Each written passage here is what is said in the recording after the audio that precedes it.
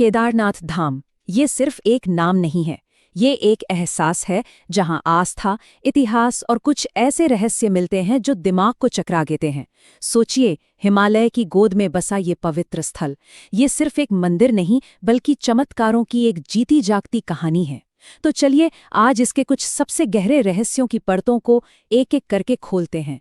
कहानी शुरू होती है 16 जून 2013 की उस खौफनाक रात से, जब प्रकृति ने अपना सबसे रौद्र रूप दिखाया था। मंदाकिनी नदी में ऐसा उफान आया और चौराबाड़ी ग्लेशियर के पिघलने से तो हालात इतने भयावह हो गए जिसकी किसी ने कल्पना भी नहीं की थी। पानी, पत्थर और मलबे का एक सैलाब पूरे केदारनाथ शहर को बुकुल निगल रहा था। होटल, घर, दुकानें, कुछ भी नहीं बचा, सब कुछ बह गया। एक अनुमान के मुताबिक इस भयानक आपदा में लगभग 6000 लोगों ने अपनी जान गंवा दी। जब चारों तरफ सिर्फ तबाही का मंजर था, तब एक सवाल सबके मन में उठ रहा था, क्या भगवान शिव का ये पवित्र धाम बच पाएगा? और जो हुआ उसे लोग चमत्कार के अलावा और कुछ नहीं कह सकते। तो सबसे पहले उसी घटना को समझते हैं जिसने ना सिर्फ विज्ञान को हैरान किया बल्कि लोगों की आस्था को और भी ज्यादा गहरा कर दिया।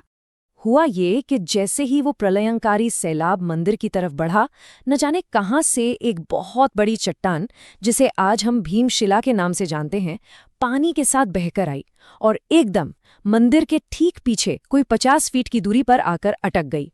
और इसका वजन सुनकर तो होश उड़ जाएंगे, करीब करीब 1000 मीट्रिक टन। और बस इसी एक चट्टान ने सारा खेल बदल दिया।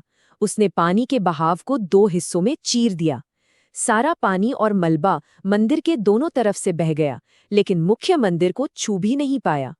उस वक्त मंदिर के अंदर करीब 300 लोगों ने पनाह ले रखी थी और इस एक शिला ने उन सबकी जान बचा ली। लेकिन बात सिर्फ भीमशिला की नहीं है, मंदिर की अपनी बनावट में भी एक बहुत गहरा रहस्य छिपा है। चलिए अब जरा मंदिर की इस अद्भुत इंजीनियरिंग पर नजर डालते हैं। सवाल ये उठता है कि आखिर इस मंदिर की बनावट में ऐसी क्या खास बात है कि ये सदियों से हर तरह की आपदा का सामना करते हुए सीना ताने खड़ा है। इसका जवाब छिपा है हमारी प्राचीन भारतीय वास्तुकला की एक शानदार तकनीक में, इंटरलॉकिंग। इस तकनीक में होता यह है कि भारी भरकम पत्थरों को इस तरह से तराशा जाता है कि वो बिना किसी सीमेंट या गारे के एक दूसरे में किसी पजल की तरह फिट हो जाते हैं, लॉक हो जाते हैं। और यही वो वजह है कि 2013 की वो भयानक बाढ़ भी इसकी नींव तक को हिला नहीं सकी। तो अब हम ये तो जान गए कि मंदिर कैसे बचा, पर सवाल ये है कि ये मंदिर बना ही क्यों था? इसकी जड़ें जुड़ी हैं सीधे महाभारत के महाकाव्य से। ऐसा कहा जाता है कि महाभारत युद्ध के बाद पांडव अपने ही रिश्तेदारों और गुरुओं की हत्या के पाप से बहुत दुखी थे। तब भगवान श्री कृष्ण ने उन्हें सलाह दी कि इस पाप से मुक्ति तो केवल महादेव ही दिला सकते हैं, इसलिए उनकी शरण में जाओ। तो पांडव शिवजी को ढूंढते ढूंढते हिमालय तक पहुंच गए, लेकिन शिवजी उनसे मिलना नहीं चाहते थे, तो उन्होंने एक बैल का रूप ले लिया। पर भीम ने उन्हें पहचान लिया और बैल का पिछला हिस्सा पकड़ लिया। पांडवों की इस जिद और भक्ति से खुश होकर आखिरकार शिवजी ने उन्हें दर्शन दिए और पाप से मुक्त किया। कहते हैं कि पांडवों ने उसी जगह पर पहले मंदिर का निर्माण किया था और यही वजह है कि यहाँ का जो शिवलिंग है उसका आकार बैल की पीठ जैसा है। वैसे इसके निर्माण को लेकर कई थ्योरीज हैं। पौराणिक कथाएं तो इसका श्रेय पांडवों को देती हैं। वहीं ऐतिहासिक रूप से माना जाता है कि 8वीं शताब्दी में आदि शंकराचार्य ने इसका पुनर्निर्माण करवाया था। और तो और कुछ शिलालेख ये भी बताते हैं कि 11वीं सदी के राजा भोज इसके निर्माता थे। लेकिन केदारनाथ के रहस्य सिर्फ इसकी बनावट और कहानियों तक ही सीमित नहीं है। कुछ रहस्य तो ऐसे हैं जो आज भी वैज्ञानिकों को सोचने पर मजबूर कर देते हैं। क्या इस बात पर यकीन होता है कि ये अविश्वसनीय मंदिर एक बार, 2 बार नहीं बल्कि पूरे 400 सालों तक बर्फ के नीचे पूरी तरह से गायब हो गया था? जी हाँ, देहरादून के वाडिया इंस्टीट्यूट के साइंटिस्ट्स ने अपनी रिसर्च में पाया है कि 13वीं से 17वीं शताब्दी के बीच एक मिनी आइस एज आया था, मतलब दुनिया भर में एक ठंडा दौर। उस दौरान केदारनाथ का पूरा इलाका एक बड़े से ग्लेशियर के नीचे दब गया था। लेकिन सबसे हैरानी की बात तो ये है कि 400 साल तक बर्फ के नीचे दबे रहने के बाद भी मंदिर की बनावट को कोई नुकसान नहीं पहुंचा। अब बढ़ते हैं एक और हैरान कर देने वाली रहस्य की तरफ, जिसकी शुरुआत होती है एक ज्योग्राफिकल कोऑर्डिनेट से। ये अविश्वसनीय लगता है, लेकिन भारत के 7 सबसे प्रतिष्ठित शिव मंदिर, उत्तर में केदारनाथ से लेकर दक्षिण में रामेश्वरम तक, ये सभी रहस्यमयी तरीके से 79 डिग्री पूर्वी देशांतर की एक ही सीधी रेखा पर बने हुए हैं। देशांतर मतलब वो काल्पनिक रेखाएं जो मैप पर उत्तर से दक्षिण की ओर खींची जाती हैं।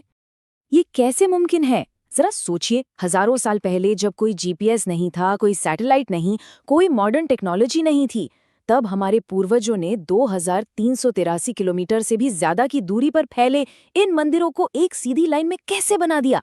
मतलब इतनी सटीक अलाइनमेंट! क्या ये सिर्फ एक इत्तेफाक है, एक खगोलीय संयोग, या फिर ये हमारे प्राचीन ज्ञान का कोई ऐसा सबूत है जिसे हम आज समझ नहीं पा रहे हैं? और अब केदारनाथ का वो रहस्य जो हर साल दोहराया जाता है, वो दिया जो बर्फीली सर्दियों में भी जलता रहता है। देखिए, हर साल सर्दियों में जब भारी बर्फबारी के कारण मंदिर के दरवाजे 6 महीनों के लिए बंद कर दिए जाते हैं, तब पुजारी अंदर एक दिया जला के छोड़ देते हैं। हैरानी की बात तो ये है कि जब 6 महीने बाद दरवाजे खुलते हैं तो वो दिया ठीक वैसे ही जलता हुआ मिलता है। मान्यता ये है कि इन 6 महीनों में जब इंसान वहां नहीं पहुंच सकते, तब देवता खुद भगवान शिव की पूजा करने आते हैं। तो आखिर वो क्या चीज है जो केदारनाथ को इतना खास, इतना अद्वितीय बनाती है? केदारनाथ सिर्फ एक पूजा स्थल नहीं है, ये असल में प्राचीन इंजीनियरिंग की प्रतिभा, गहरी पौराणिक आस्था और उन वैज्ञानिक घटनाओं का एक संगम है जिन्हें आज भी पूरी तरह से समझा नहीं जा सका है। ये हमें बार बार हमारे पूर्वजों के ज्ञान और प्रकृति की अद्भुत शक्तियों की याद दिलाता है। पुराणों में एक भविष्यवाणी भी है कि एक दिन नर और नारायण पर्वत आपस में मिल जाएंगे और केदारनाथ जाने का ये रास्ता हमेशा हमेशा के लिए बंद हो जाएगा। ये बात सोचने पर मजबूर करती है कि जब पत्थर की ये मजबूत संरचनाएं भी एक दिन नहीं रहेंगी, तो आखिर में कौन सी विरासत है जो बची रहेगी? शायद वो विश्वास की शक्ति है जो हर भौतिक सीमा से परे है।